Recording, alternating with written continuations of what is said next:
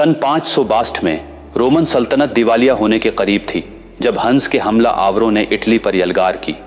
उन्होंने इटली के कई शहरों को तबाह कर दिया, जिसकी वजह से मकामी आबादी नकल मकानी पर मजबूर हो गई। ये लोग साहिल के करीब वाक़े जजीरों की तरफ रवाना होने लगे और मुख्तलिफ छोटे जजीरों पर आबाद हो गए, जिसकी बदौलत वो हंस की तबाह कारियों से महफूज हो गए। तमाम तर मुश्किलात के बावजूद इन लोगों ने इंजीनियरिंग का ऐसा शानदार कारनामा अंजाम दिया जो दुनिया ने इससे पहले कभी नहीं देखा था, और वो कारनामा था विंस शहर का क़याम। कैचड़ से बनी दालदली ज़मीन, जहां न कोई सड़क थी और न पीने का साफ पानी, वेनेशियन लोगों ने अपने हुनर और इज़्म से उसे अपने वक्त के सबसे ताकतूर और अमीर तरीन शहर में बदल दिया। नहरों और पुलों के जरिए जुड़े हुए सैकड़ों जजीरों पर कायम वेनिस को नाकाबिल यकीन हद तक काबिल रसां बना दिया, और ये शहर दुनिया के अहम तिजारती मराकज़ में शामिल हो गया। इस वीडियो में हमने एक मुकम्मल मॉडल पेश किया है जो ये दिखाता है कि इस शहर की बुनियादों में क्या कुछ हुआ और पानी पर तामीर किए गए इस हैरत अंगेज शहर ने कैसे दुनिया में अपनी धाक बैठाई। इब्तिदाई दिनों में जब वेनेशियन लोगों ने इन नर्म और दलदली जजीरों पर रहाइश इख्तियार की तो इनके पास घरों की तामीर के लिए मजबूत ज़मीन दस्तयाब नहीं थी। ये जजीरे ऐसे नरम थे कि एक इंसान का वज़न भी बर्दाश्त नहीं कर सकते थे। वेनेशियनों ने सबसे पहले इन जजीरों पर मजबूत बुनियादें कायम करने के लिए क्रूशिया के जंगलात से बड़े बड़े लकड़ी के गट्ठे इकट्ठे किए और उन्हें ज़मीन में धंसाना शुरू किया। लकड़ियों को ज़मीन के अंदर तकरीबन 5 मीटर गहराई तक ले जाया गया, जिससे लकड़ियां ज़मीन के सख्त तख्त तक पहुंच गईं। न सिर्फ इन लकड़ियों को ज़मीन के अंदर गाड़ दिया गया, बल्कि उन्हें एक दूसरे के साथ मजबूती से बांध दिया गया, जिससे मट्टी लकड़ियों के दरमियान दब गई और सारा पानी निकल गया। जब बहुत सारी लकड़ियों को ज़मीन के अंदर गाड़ दिया गया तो इन लकड़ियों के सरों को काटकर उनके ऊपर लकड़ी का एक फर्श बिछा दिया गया, जिससे एक हमवार सतह तैयार हो गई। इस सतह के ऊपर इमारतों को तामीर करने के लिए एक ख़ास किस्म का पत्थर, जिसे लाइमस्टोन कहा जाता है, लकड़ी के फर्श के ऊपर बिछा दिया गया। यह तरीका इंजीनियरिंग के मैदान में एक शाहकार था। लकड़ियों को हवा से दूर पानी में रखा गया, जिसकी वजह से उनका सड़ना या ख़राब होना नामुमकिन था। आज भी ये लकड़ियां अपनी असली हालत में मौजूद हैं और विंस शहर को मुकम्मल तौर पर मुस्तहकम रखे हुए हैं। पहले वेनेशियन लोगों ने घरों के लिए लकड़ी का इस्तेमाल शुरू किया, लेकिन आग लगने के खतरे के बास बाद में एंटों का इस्तेमाल किया जाने लगा। इमारतों को हल्का रखने के लिए सिर्फ 2 या 3 मंजिलों वाले ढांचे तामीर किए गए। एंटों को जोड़ने के लिए सीमेंट के बजाय चूने का पत्थर इस्तेमाल किया गया, क्योंकि ये लचकदार था और ज़मीन की आहिस्ता आहिस्ता हरकत के साथ पूरी इमारत को झुकने या लचकने की इजाज़त देता था। अंदरूनी दीवारों को भी लचकदार बनाया गया ताकि वो ज़मीन की हरकत का बोझ सह सकें। पूरे ढांचे को मजबूत बनाने और गिरने से बचाने के लिए इमारत के अर्ध गर्द लोहे के सलाखों का इस्तेमाल किया गया। इस मंसूबा बंदी ने विंस की इमारतों को पानी पर मुस्तहकम और पायदार बनाया, जो आज भी एक इंजीनियरिंग का शाहकार माना जाता है। ये डिज़ाइन विंस के लोगों के लिए नहायत कामयाब साबित हुआ और जल्द ही अर्ध गर्द के कई जजीरे आबाद हो गए।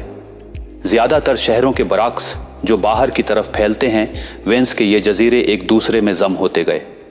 शुरुआ में इन इमारतों के दरमियान सफ़र करने का वहीद ज़रिया कश्तियाँ थीं, लेकिन जैसे जैसे जजीरे एक दूसरे के करीब आने लगे, लोगों ने घोड़ों का इस्तेमाल भी शुरू कर दिया। विंस को आबाद करने का दूसरा मरहला इन जजीरों को आपस में जोड़ना था। पहले 500 सालों तक विंस में कोई पुल नहीं था। ताहम जैसे जैसे आबादी बढ़ती गई और तिजारती सरगर्मियां जोर पकड़ने लगें, विंस के लोगों को रियाल्टो तक पहुंचने के लिए एक पुल की ज़रूरत पेश आई। ये पुल न सिर्फ जजीरों को जोड़ने के लिए अहम था, बल्कि शहर के अंदर तजारत और आमद व रफत को आसान बनाने में भी सिंगमेल साबित हुआ। इस तरह विंस के लोगों ने अपनी महारत और मंसूबा बंदी से इस मुनफरिद शहर को मज़ीद तरक्की दी। पहले पहल रियाल्टो को दूसरे जजीरों से जोड़ने के लिए एक सादा और लकड़ी का पुल तामीर किया गया, जो बाद में आग लगने की वजह से मुकम्मल तौर पर जल गया। इसके बाद उसी जगह पर पत्थर का एक मजबूत पुल बनाया गया।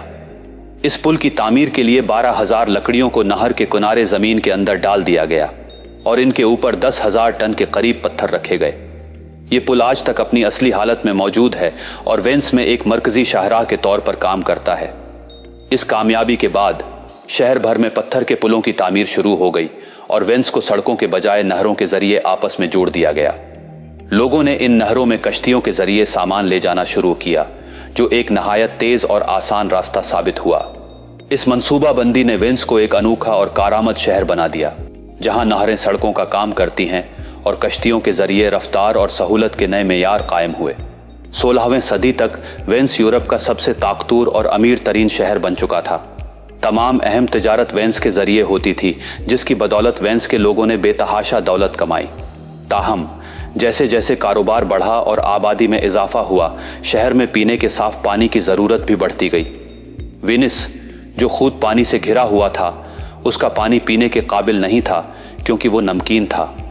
शहर में पीने का पानी लाने के लिए दूर दराज के कुदरती चश्मों और नहरों से कश्तियों के जरिए पानी जमा करके लाया जाता था, लेकिन ये एक नहायत मुश्किल काम था।